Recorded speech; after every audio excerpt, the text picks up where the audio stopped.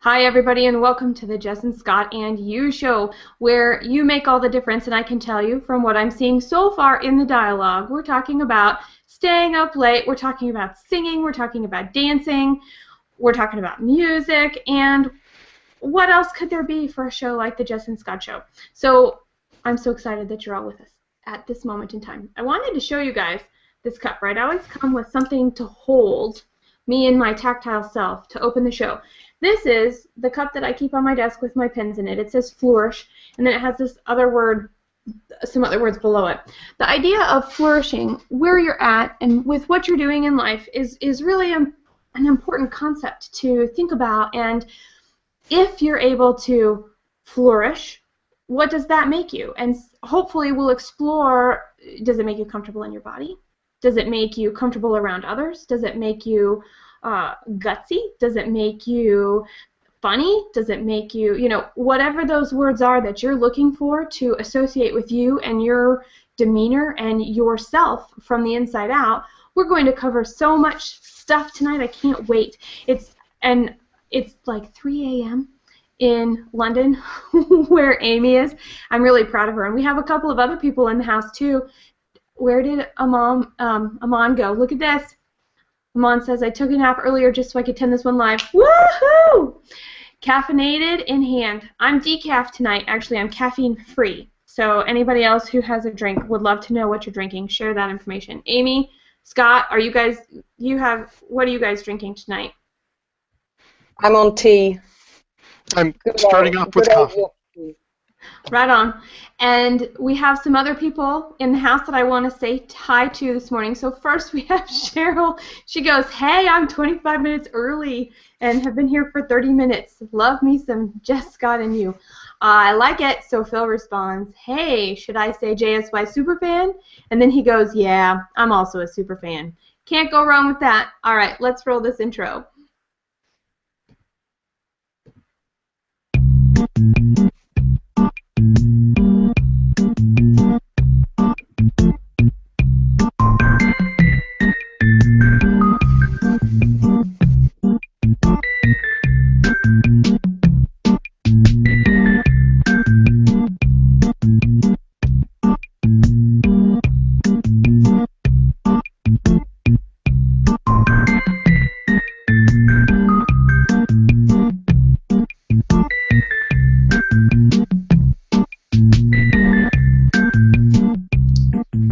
Okay, take it away, Jess. All yours. It's all mine. Actually, it's all ours. This is what we do when we come together, and that is to have such a great time. How has your day been, Scott? It's been actually really, really good. Very busy, 3 or 4 hangouts, and just a lot of online fellowship. How about yours? I don't even know how to answer that. Oh, it's been I'm filled with gratitude for my day today in every sense of the word. My feistiness, my craziness, my apparently funniness, my gutsiness. Thank you, Scott, for giving me that word. I'm probably going to say it 10 times tonight now that we're talking about that. And that's how my day has been, and I can't wait because it's not going to end anytime soon, which is fantastic too. And you forgot a word. What did I forget? Sparkle. And sparkly. Thank you. Thank you. Now, as we introduce our guest, I want to say I'm not going to be able to do quite the roll call because there are some serious conversations going on. So thank you all for being here. We'll shout out comments as much as we can. But we're going to skip the roll call tonight because I want to get right to it. What do you think, Scott? I think so too. Normally I'm supposed to take things out to the stratosphere, but we've got a little bit of a different program and a little bit of a different format today, and we thought that we'd use this as a way to ease our audience into greeting and meeting our guest this morning, afternoon, or evening. So check this out, and then we'll go from there. Getting ready to head out to Austin, Texas to go to the South by Southwest Festival. I'll be speaking as part of the interactive conference on whether women should use humor or not in their marketing. I'm from England. They are from the United States of America, from the state of Ohio. Aluminum. Aluminium. Aluminum. Aluminium. Do you want some grapefruit for breakfast? Do you cut fruit with a battle axe? Why? What do you use in America? A knife? So cute. 9th. Not quite. How would you feel if customers were ignoring every word you wrote? Sad, right? Then you need to keep watching because today we're going to look at the hardworking writers whose words are often overlooked. How's the writing going, Amy? I think I've got the perfect message. I think this one's really going to work. Tell me what you think. Huh? Yeah! Welcome to another episode of Content Marketing Stripped.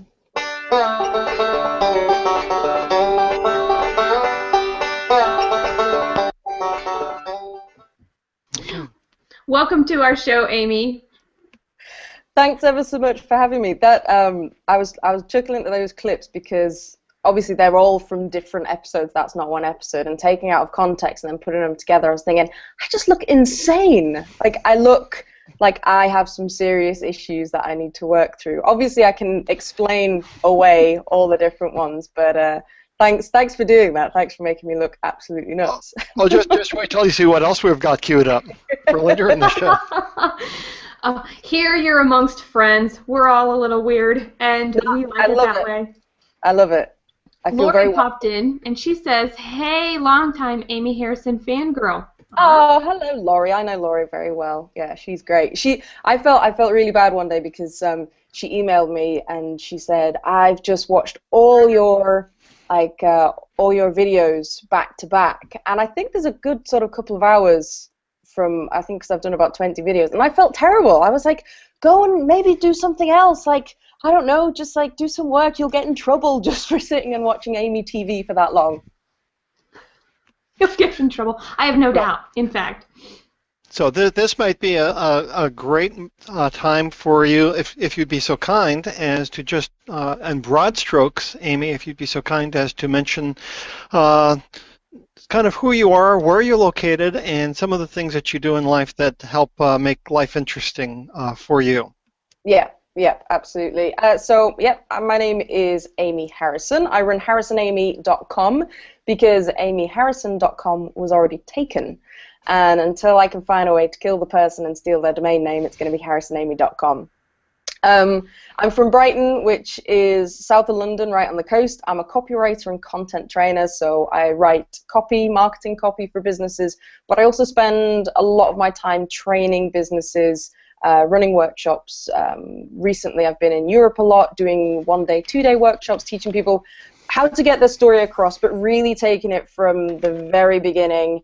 I work with a lot of people who are very smart writers, but writing for the web or blogging is new to them. So we sort of do a crash course on how do you rewire your brain to write for an audience, how do you kind of get more of a magazine feel to your writing so people like to pick it up and flick through it. And then, well, the kind of the reason that I'm here is last year, about March last year, I started doing a video series called Content Marketing Stripped, which I'm now thinking I might just change to AmyTV because that's what most people tend to call it. And it's a playful look at content marketing, and it's usually some kind of, I wanted to do something which was sort of sketch-based, something a bit fun, but still had value to it. So that, and I've been doing that for over the last year. I think I'm up to 21. I've got a couple of videos in the pipeline that are scripted and ready to go, and it's just been an absolute blast doing them. I've had fun doing them, but it's really opened my eyes to what humor can do in your marketing. I mean, it's created some fantastic opportunities for me. Okay, so here Cheryl says, "We love Amy." Oh, Cheryl. Sunny says, "Don't mess with Amy and her battle axe." So that was my friend. I was staying with him when I was talking at South by Southwest, and I've got the weirdest eye for stuff in that I'm constantly looking for props. Like, it cracks my husband up because I will pass things. And he'll be looking at, I don't know, we've got this in the supermarket, that there's this aisle where you just get random stuff that's all £1. And I just love it there because I know that I can find props. And I was staying with my friends, and he had like full-length chainmail, he had a battle axe, because he was really into, he's very quirky. And this was just in my element. I was looking around thinking, this is awesome.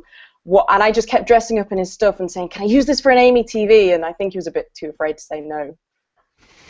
I think that's fantastic. You know, when you find something that is truly delightful, you know other people are going to find it amazing too. That's all I can say about that, because, man, it's so fun, especially dress up. Dress up is so fun, right? To this day, I enjoy dress up. Yeah.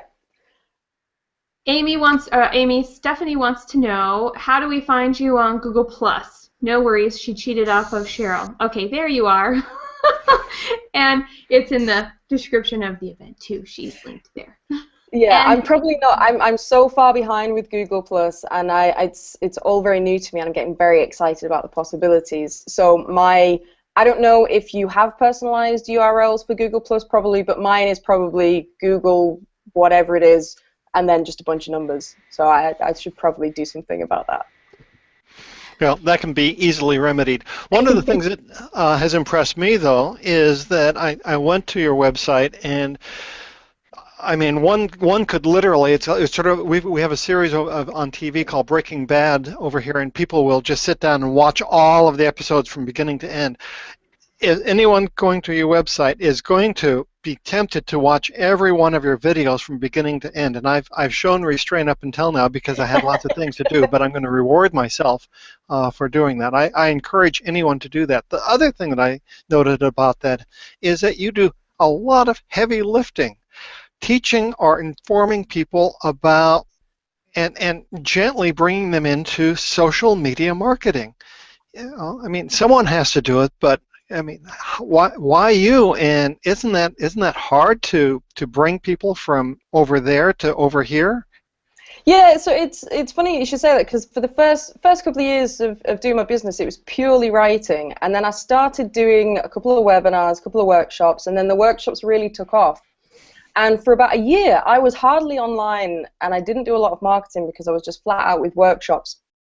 And then last year, I looked at and when you, plus a lot of my workshops are people where English isn't their, it's not their first language. So their English is very good, but you really have to think about, how do I break down the rules of content marketing, writing content, writing compelling content in a way that is so simple to follow. And so a lot of the materials that I have, it just breaks it down to such small steps. And I looked back at this material and I thought, well, this is great because this really lends itself to doing something short, like short videos.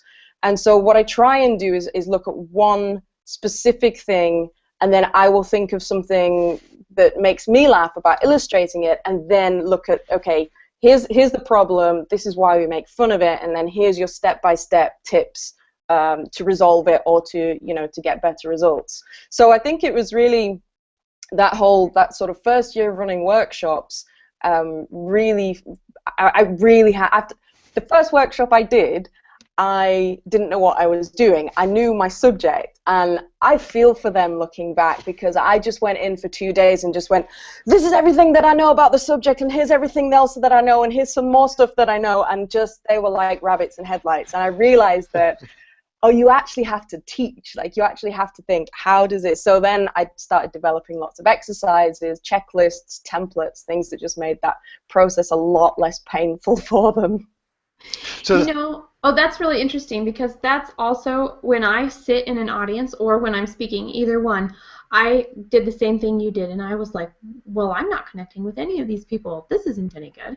So it took a lot of practice to figure out the right way to get the right stuff out, to make it fun and exciting for them. And I actually judge speakers on how much they versus they actually take the time to articulate a very deep, clear point about a topic that they're speaking on.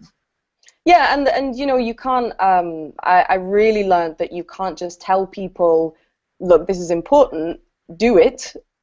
You've got to sort of think, okay, how can I show that this is important? What examples can I use? So I always tailor it to, a particular business. We'll go through their website. We'll look at, I'll rewrite copy for them just so that they can start to see the steps in between. But that kind of got me thinking about the teaching that I do in the video series, because yeah, you've only got a few minutes, and I want to try and cram in as much as possible. But it's funny with what Scott was saying. A lot of the feedback that I get is that people do watch them right to the end. And I had a client say to me, she says, "I watch all of your videos, and some of them are quite long for the internet."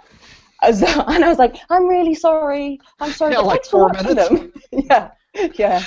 One of the takeaways I've had, and I can't remember where it was, if it was in one of your videos or written or something, but it was the humor as the soft sell. And I can only imagine that in your workshops, in person or webinars on the line, you use humor, and it's got more sticky power. And when you're marketing a company, using humor as the soft sell has sticky power. Could you elaborate on that a little bit? Yeah, definitely. And it's only a lot of the stuff that I do with the videos was intuitive. And then as I was prepping for the talk for South by Southwest, I started looking into humor and marketing more. So, if you look into it, humor and marketing definitely works. It works to build rapport. It works to build empathy. If you can poke fun at a problem that your customers understand. The biggest thing that I've seen with these videos is that there is very low resistance to watching them and to sharing them, which is great. That's what you want for your marketing, because they've got this sort of, for the right people, they find value in them because they're funny, they're entertaining, and that, I got very excited about that because people were sharing them, people were watching them, I was getting more feedback, and it is a very soft sell, because some statistics said that I think one of the main reasons people will share content or engage with content online and videos online is whether they're funny or not. And the other really nice thing that I've noticed with my videos is that it's helped open doors connecting with other people and building relationships, because rather than say, "Oh, hey, look, I'm a content trainer and maybe we could get together and do something," I've been able to say to people, "Hey, this is what I do. Watch this video. If you like it, then maybe we could, hook up and meet up, and or I could, we can get together." And I've built relationships that way. Or sometimes I've covered. There's a fantastic guy, really smart, Tim Riestra from Corporate Visions, and I based one of my videos around a talk that he'd given. And then we kind of got chatting, and then they featured the video on their site, and then he's coming over in London, and hopefully we might be getting together and meeting. So it's been amazing, because rather than saying, "Hey, can you read my blog post and share it?" the videos just seem to work a lot easier, and people are keen. Like I get emails from people who are annoyed if I don't post them. Yeah. That's interesting, and so you use YouTube a lot. Mm-hmm. Yeah, Okay. yeah, everything goes up on YouTube. And what's the secret sauce for your video length then, where you find you can get the message and the humor, and you're not getting people telling you they're too long? So no one has ever really told me that they're too long. Oh, and I think the pilot was about 6 or 7 minutes, which is like Ben-Hur in internet time. But I have an idea, like round about the 3-minute mark it works well for me. And I've definitely changed my style. In a lot of the early videos, I'll talk a lot more to camera. Now I realize that you really need to do something a little bit extra in those sort of first 5 to 10 seconds, if you want to, and chop it up, and my editing's got a lot quicker to kind of, build that momentum into it. Well, I think it's time that we actually see an example of what you're talking about, shall we? Yep. And then we can come back and go into the next phase, which is talking about women and their use of humor in marketing. So here we go. And here, oh, come on. I've got to make this behave. Here we go. Last time we looked at using content to make your customer feel like this, and today we're looking at making your customer feel like this. Welcome to another episode of Content Marketing Stripped. Hello again. So what's the deal? How come 1 minute we're scaring the bejesus out of our customers and the next we want them to feel good about themselves? Well, in a nutshell, when you're writing copy or content about your product, it is important that your customer feels frustrated and annoyed enough about the problem to act, but you want them to feel good about a couple of things as well. One, you want them to feel good about you, and two, you want them to feel good about themselves. First up, you want them to feel good about you and your ability to solve their problem. Naturally, in your content, you want to show that you're authoritative, but what you don't want to do is show off and patronize your customer. How are you getting on? I'm fine. Really? Because looking at the rules, it looks like I'm winning and you're losing. You're terrible at this. I'm amazing. I could teach you something. Yeah, well, it is your game, Donald. I'm really smart. I know. I'm worth $7 billion. I know. It's money with my face on. Not even the right sound effect for paper money. I hate Rosie O'Donnell. She's a loser. Can't we just play Buckaroo? You're fired. Next thing you want to avoid in your content is making customers feel bad about themselves. Welcome to soothing yoga. Thanks, this is just what I need after the holidays. We'll soon stretch that Christmas pudding, 3 mince pies, a leg of lamb and a whole jar of Haywood silver-skin pickled onions right out of your body. That's uncanny. How did you know that I ate all of that? I looked at you. Oh. Let's start with something easy. This doesn't feel very relaxing. You think those calories are going to burn off by themselves? Well, you're wrong, Missy. Hold that pose. You're probably thinking, oh, but it's just winter. I always put a little bit of extra on. That's stinking thinking, Missy. What you need to realize is you are weak and you are pathetic. You even look like a jar of pickled onions. Hold that pose. So, how do you make sure that your customer feels good when they read your copy? Here's a couple of tips. Number one, when you write something that shows up your awesomeness, you then want to explain how that makes you more able to help your customer with their problem. Surviving 3 weeks in an abandoned mineshaft means I can help you deal with solitude. Number two, point the finger, but not at your customer. That's just rude. Make sure you have a reason that explains why your customer's problem exists without blaming them. For example, if your customer is struggling to run her business, you don't want to imply it's because she doesn't work hard. Perhaps instead, the marketing plans that she's tried in the past just haven't been suited to her unique model. As always, I'll put some more details in the blog post for you. Until next time, keep believing and keep dancing. Hey, Donald. Hey, Donald. I'm worth $7 billion. Me too. I'm really... Oh, that's great. I think that's really good. And here we have a question from Stephanie, and Stephanie is asking, is there a time when humor can overshadow the content, and how do we know as the teacher where that line is? That's a great point, and I think that is key to using humor and still being taken seriously. And I think that is something that the women that I've spoken to, that's been their main concern. It's like, I have a sense of humor, but how much of it do I show? For me, I find that, and sometimes I do have to be conscious about this, because sometimes I can run with a sketch and it gets more and more outlandish, but ultimately it has to have value in it. So the value that I'm looking at is, what value would I put in a blog post? Because that's basically what I'm looking to do. I want to give people tips. I want to show that I can help them. I want to show that I have the ability to do that. So something that I will tend to do is the video will, the largest portion of it will be looking at the situation in a humorous way, and then the blog post will have either step-by-step tips to help, that's where the value will be, or I'll even have downloads, that can help people. So I think, it's gonna take a bit of practice to find that line, but I think you always want to feel like, yes, this is funny, but also it's got that inherent value. People can use it and do something, as well as, be entertained from it, because that's what's going to make them keep coming back and consuming your content and getting results from your tips, and then that's what's going to make you credible to them as an expert. And that brings up a question: how do we know if we're funny? And my question is, what if my humor doesn't actually match my target audience? Does that mean my target audience is wrong, or does that mean I just shouldn't be funny? Which came from what you just said and what Cheryl asks. If you're not naturally funny, should you try and risk falling flat, or are you best to hold true to your personality?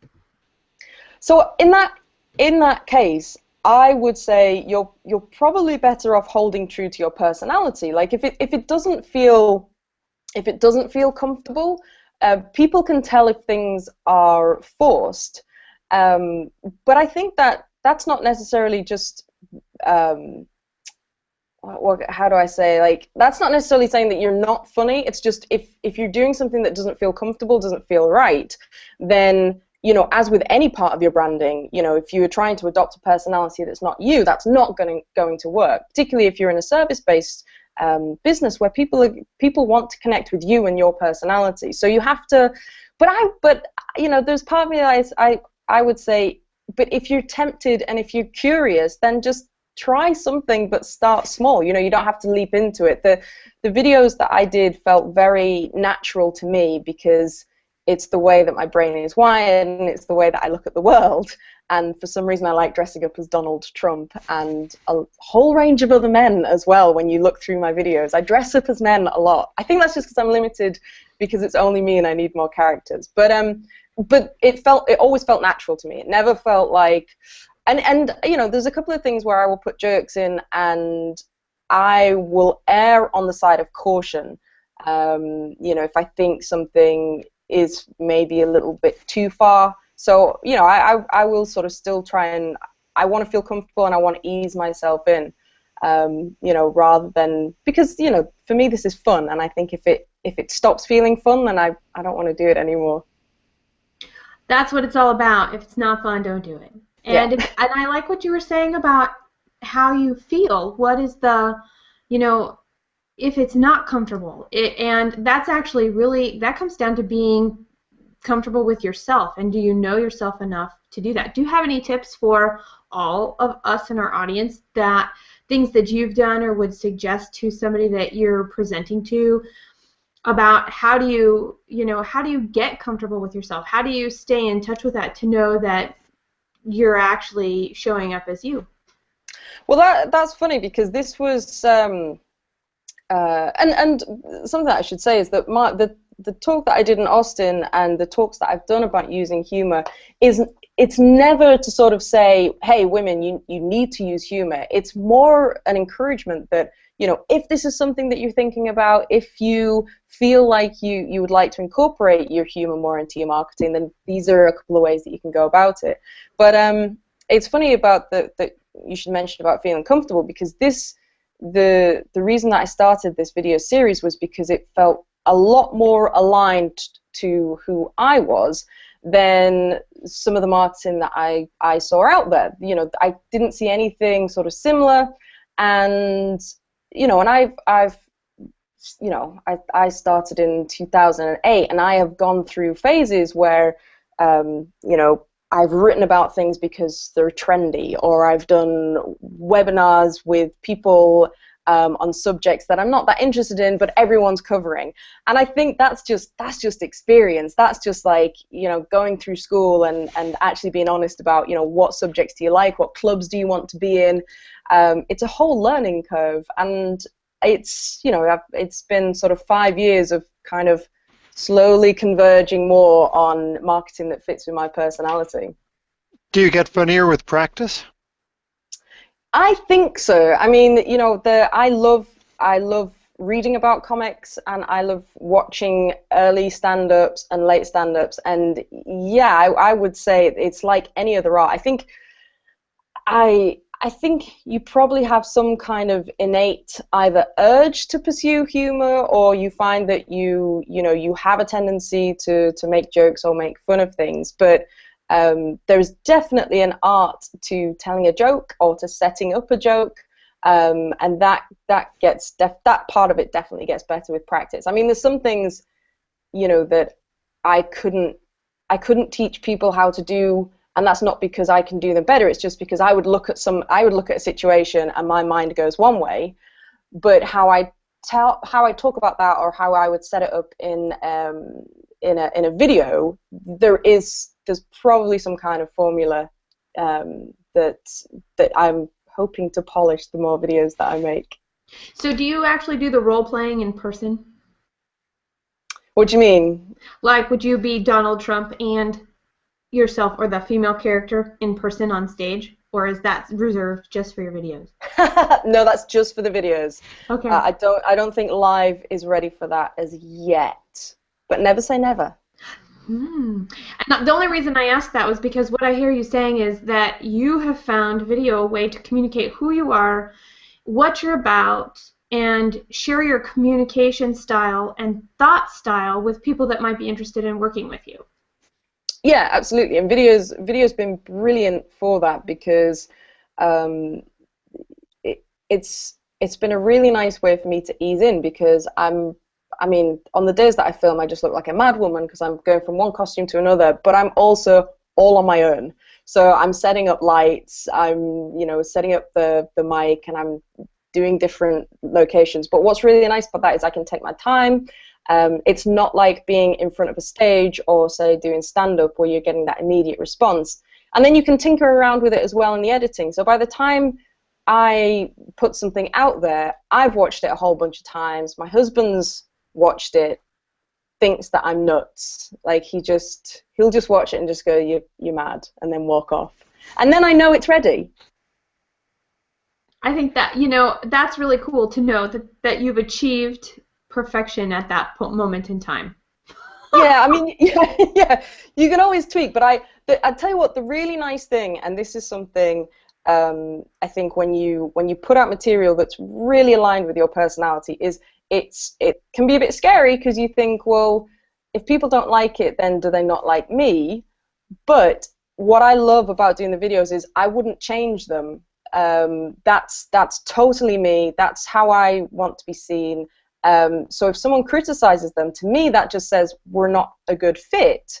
I mean, fortunately, I've had I don't think anyone's been mean enough. I haven't had any trolls yet. I don't think I'm famous enough for a troll as yet.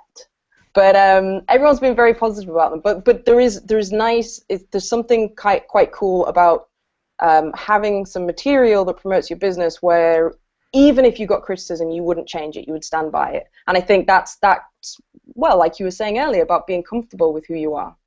So how does that relate to being taken seriously in your marketing when you're using humor? Well, again, for me,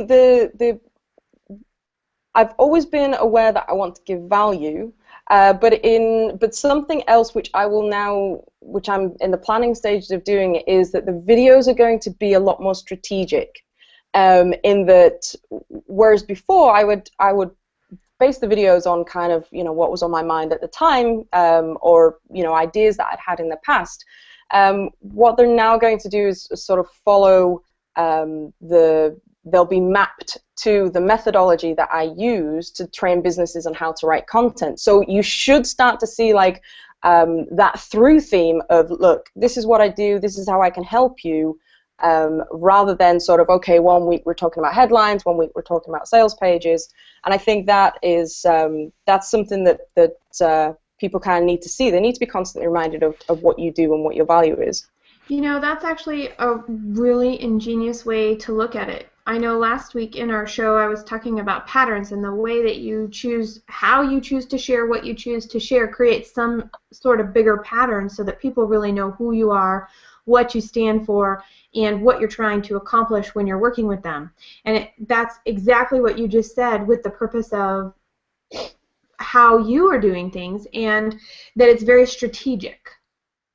Yeah, and so, the nice thing is that you've got, it's like Scott was saying, you've got the soft sell, you've got this very easy intro, but then it leads into what you're doing, which is what you want to encourage people to, find out about. That is what you want to promote, but you've got this lovely sort of gateway to it, which is fun, which is entertaining, and which filters out the people who, would want to find out more about you, who want to work with you, because that's the other thing. I think if you're in a service-based business, putting more of your personality into your marketing it helps people get to know you. You know, it's the whole like, know, and trust. And I know that from inquiries that I've had that have come from people watching videos, it's a much shorter sales cycle, because they'll tell me, I feel like I know you, I feel like it's going to be fun to work together, and I want to work with you, rather than I'm just looking for a copywriter or a content trainer. So it's a point of differentiation as well.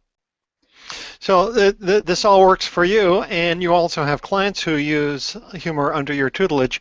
Do you have some case studies that you might be able to bring to bear to help illustrate the point?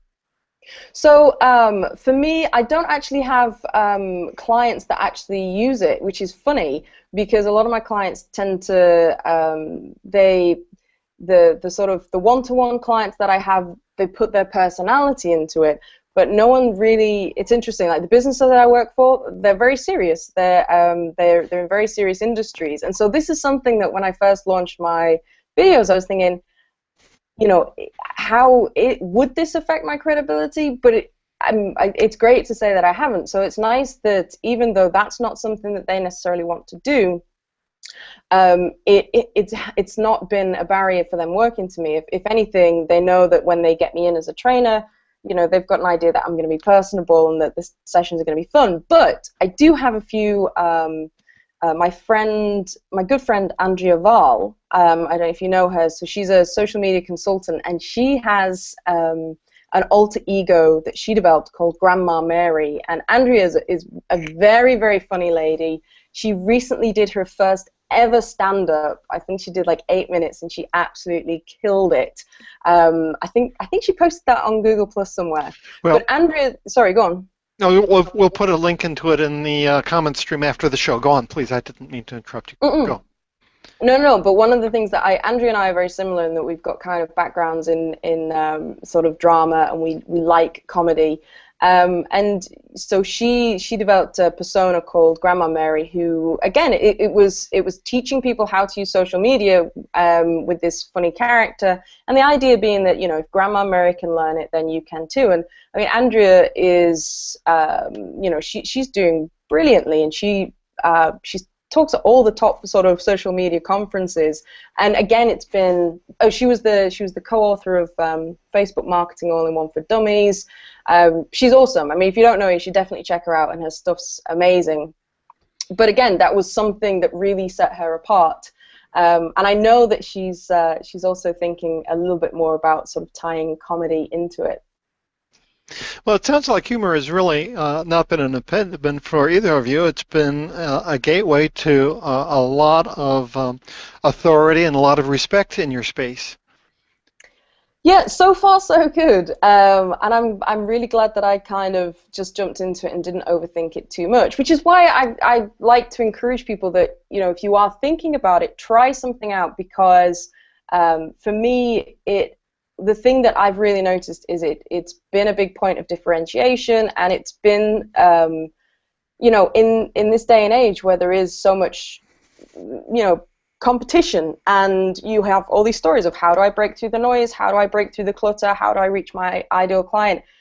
Humor is a nice, easy way of getting that message out and standing out. You know, and these videos helped me do a talk at South by Southwest.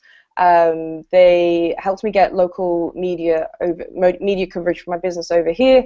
It landed me a regular spot on BBC Radio, where I now go in and review the papers every few weeks, and it's just something different. Like I've had such a fun experience with it, which is why I want to encourage, particularly women who might feel hesitant that it could undermine their credibility. I think that if you keep adding value, the 2 rules that I say are: don't make fun of your customer, and don't make fun, not so much of yourself, but try not to make fun of your ability to help. You know, you always want to remind people of your skills, what you can do, why you're valuable to them. Yeah. So there's self-deprecating, and then there's the actual self, that's something you can hurt you, right? Yeah, okay. Now, one of the things that I was thinking about as you were talking is, and maybe I really want, not maybe, I want to say this out loud, and that is by putting your personality in something so that people know, like, and trust you. And something you said that went ooh, and I had a light bulb, was that it shortens the sales cycle, which means there's this whole weeding out process of people that aren't interested in working with you, that you might not want to work with because there is not alignment in place to really allow the creativeness to happen, to allow the work to get done. Yeah, absolutely. And you know, the videos that I do are only very short, but you know, I think I'm up to about 21 now, and there is, you know, maybe an hour and a half, an hour and 45 minutes there. Now, if I can get someone hooked into one and then watching the rest of them, each time they watch something, they're learning about me, they're learning about my personality, but they're also learning about what I know and what I can do for them. So it's like a very long brochure for what I can do without it looking like a brochure. It's like, you know, and that's the other great thing about humor marketing, is it really works well under the radar. You know, it can get people's attention and get them on board and, you know, really kind of hooked into you without even realizing. It's very sneaky. Well, it's 57 minutes after the hour. I'm wondering if we should have one more video just to illustrate the point. What do you think, Jess? Absolutely. Okay, so this is actually excerpts from 2 of your video blog posts. So let's see what this is all about. You know what gets people's attention? When they think they're in danger. Let's see that again. Whenever I take a morning walk, I can guarantee I'm going to walk into a spider's web, and it's a web that's cast between a lamppost and a car, or a hedge and a wall. It's not just that it feels creepy. What really frightens me is, how did it get there? Are we meant to believe that the spider one night decides to take this journey, crawls all the way down here, whilst leaving a little trail of web, crawls all the way up here again, and then pulls up the slack? I don't think so, which means one of two things. Either spiders can jump, or they can fly. That is terrifying.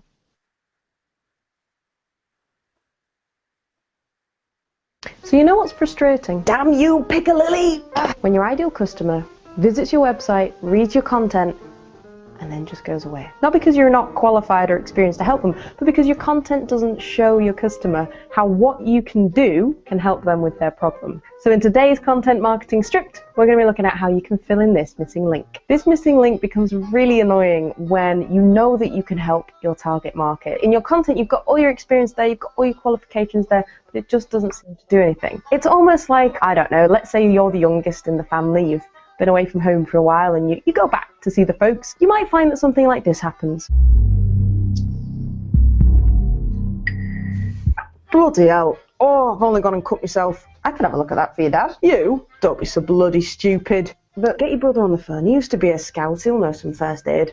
No, you're right. Better not bother him. He'll be at work. Didn't that lass you went to school with train to be a nurse?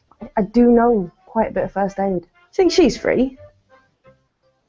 That scene may or may not be slightly exaggerated. When it comes to your content, it's just not enough to simply list what your business does and what your business has done in the past. What you also want to do is communicate to your prospects what that means to them. Till next time, keep believing.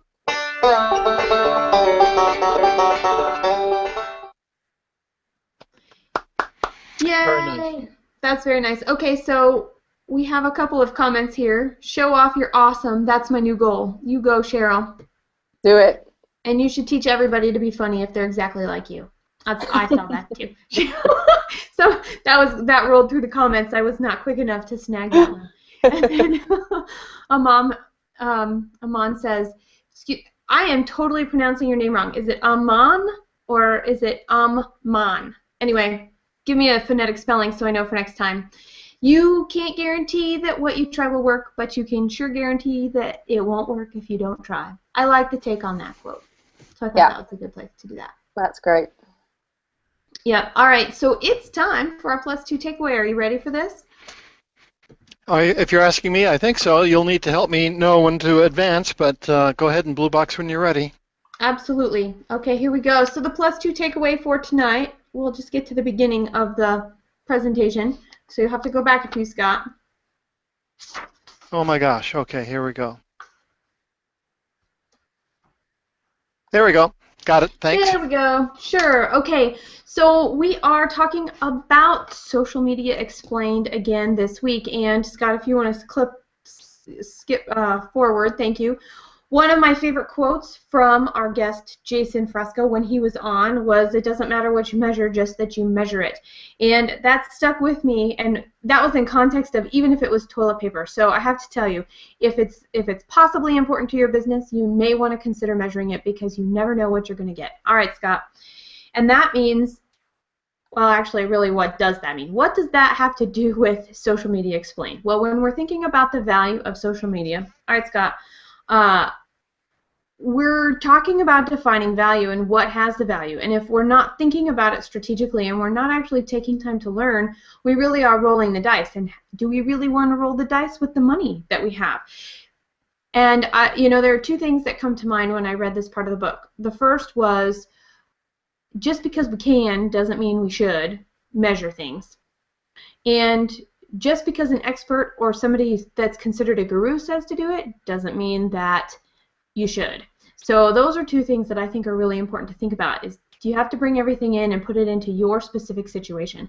Even when you bring in a consultant, whoever that consultant might be, they've got some information for you and they're going to put their heart and soul into it. Yet in the end, it's all about you and your business and the choices of where you want to go.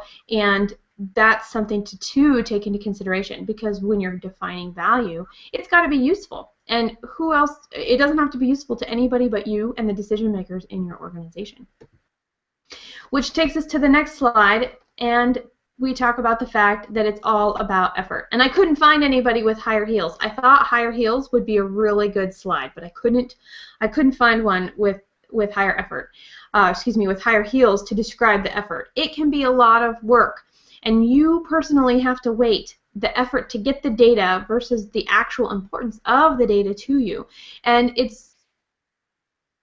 if you know you need it, here's the other thing though. You may not have resources to get something that you know you need. Then you've got to get creative. You have to get creative to figure out how are you going to achieve that. How are you going to pull that and get that information, because it is important to your business. Which takes us to the next slide. We're just rolling right through these tonight, and that is, this is actually a video that we're going to watch, and before we do this, I have to set this up. It's all in how you do it, okay? And there's been some conversation about Coke from everybody watching with us live. Cheryl is drinking Diet Coke tonight, and Kristen says that she did a science project in her house with Coke in her toilet, and Mon actually says that Coke is something that highway patrol people would keep in their cars to clean up accident sites. So with that in mind, let's talk about this unique use of Coke and Mentos. Here we go.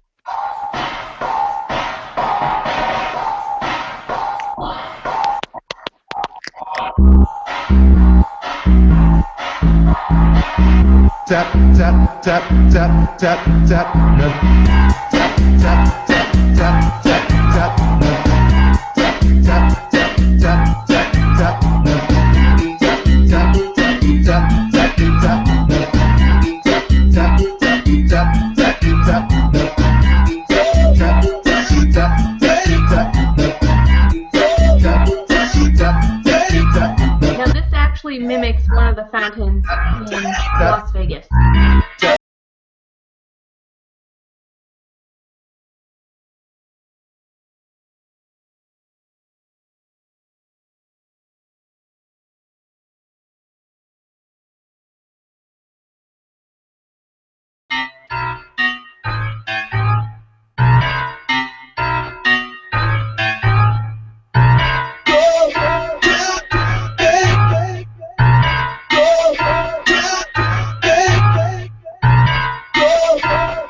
Scott, how about if we go ahead and pause that? You guys can go look it up online. Just go to YouTube and figure out, type in Coke and Mentos experiments, and you will find a ton of these.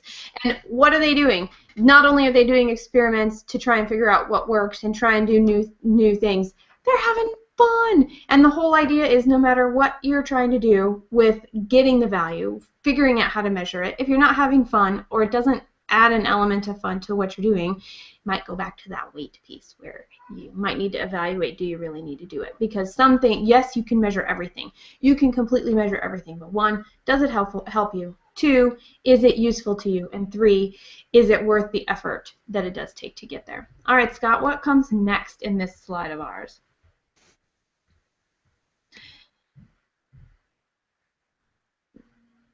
And that means we move into the key questions part of the book. And there are 5 questions, and we're going to touch on 2 of the 5 questions tonight. The first is only we ... And this is like my favorite question in the entire world. It's simple, it's straightforward, and Mark was a genius for phrasing it just this way, which is, you know, what can you do? What is the most important thing? Can you clearly articulate what you're trying to do and who you're trying to reach and why you're trying to reach them? And if you can do that, that sets the stage for the rest of what we've been talking about this evening of what do you need to weight and how do you weight that measurement. Okay, Scott, what comes next? So how can you be creative and different in your packaging? And that comes from knowing not only who you are, but what everybody else in the industry is doing. What's the bar that they have set and that is already in existence, and what can you do to go from what they're doing to doing something great and different and unique? And the last one is the fact that there are 3 more questions worth looking at, taking a look at this book. And when we look at the big picture again, that's one of the things where week 1 we talked about the fact that we are connected as people and people buy from people. Week 2, we were talking about content, the power of content, the patterns that it brings us. And then this week, we're talking about having fun. And I have to tell you, the fact that we had this whole conversation about Diet Coke and I had a Diet Coke thing in my presentation was just total serendipity, and I love it. All right, and that wraps up the +2 takeaway for tonight. I do recommend that if you haven't seen this book, it's a great how-to. It's a great, just break it down, refresher, the right questions to ask so that you can go to this book as you're evaluating different pieces of your business and how social media might fit into that. And then we had, okay, this was hilarious. Oh, I totally lost it. Oh, here we go. Stephanie Sims. I'm totally chair dancing. And I thought that was great. It was good music to go with. So as we're wrapping up tonight, we're getting close to the end of our show.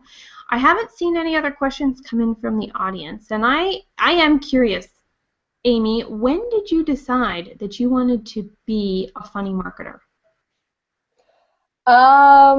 It was, well, I don't see this, and this is the thing, is that I didn't really do it consciously. It's more that it was a nag. It was something, because at university I studied screenwriting for film and TV, and in the past I mean when I was way younger I was in you know, little theater groups and drama groups, and it was just I wanted to start writing sketches again, and I'd been thinking a lot about the marketing that I saw. You know, I wanted to do something with video, but a lot of the videos that I saw to do with content marketing were very serious. It was, you know, talking in front of a whiteboard, and there was nothing wrong with that.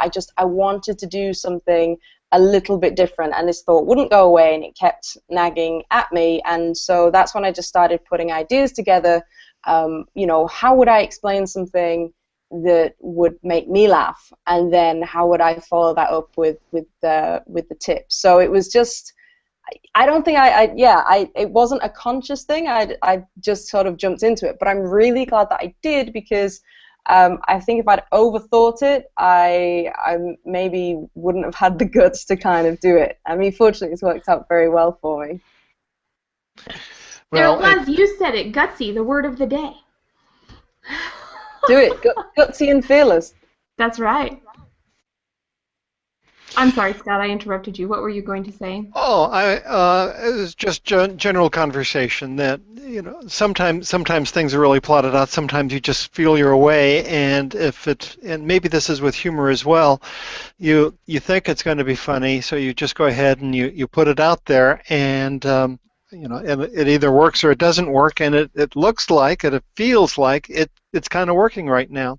And you've talked a little bit about what's coming next for you, Amy. Do you have any? any thoughts about your migration to be having a more robust, maybe this is an impolite question to ask, presence on Google+? It's funny that you should say that, because I am exploring the options with Google+. I mean, this has been great to do this hangout with you because I don't have to touch anything and I can't break anything. I don't want to speak too soon. But I'm definitely looking for tutorials, because something that I would love to do is something like this. And this I haven't sort of publicized this. This is still very much a sort of at the idea stage. But I want to do some kind of weekly show where, as I mentioned, for the BBC radio show, we go and we look at the daily papers, which I love doing, and it's so much fun. And we banter back and forth, and we talk about what's funny, what stands out. And I would like to do something very similar, but looking at, you know, what kind of stands out, what's entertaining, but also why certain stories stand out, and look at why we're captivated by this kind of content, and how could we replicate that in our business. So, and I would love to do it live, because I've just been flipping onto the comments that you have, and you have some super engaged people. It's so fun. I've never felt less lonely with all these lovely people online, and so yeah, I really like the idea of doing something like that on Google+. Well, you know that you have two fans guaranteed, and then we'll just have to check how many people are watching right now and add that to your charter fan club for that. Sounds great. Yeah. I think this is very cool. By the way, I did scroll while you were talking. I scrolled down. There were a lot of chair dancing going on during that fountain video, apparently. And before I forget it, if there is a link to your BBC stints, the times that you've been on the BBC on the monthly basis, could you put that in the comment tracker or comments on the event page as well, so that we can all, when we're done with your videos, go listen to that? I will do that before I go, because I have that somewhere on my site. That'd be great. And it's so early in the morning, you have plenty of time before you'd normally wake up, so you don't have any excuses, right? Yeah, exactly, because I'm not going back to bed. Oh, you're not? I would. Yeah, no, I am. I'm like, oh wow, you. Okay, so it's what, 4:13? Yeah. This is my new 9 o'clock. You know, I'm just gonna go with it.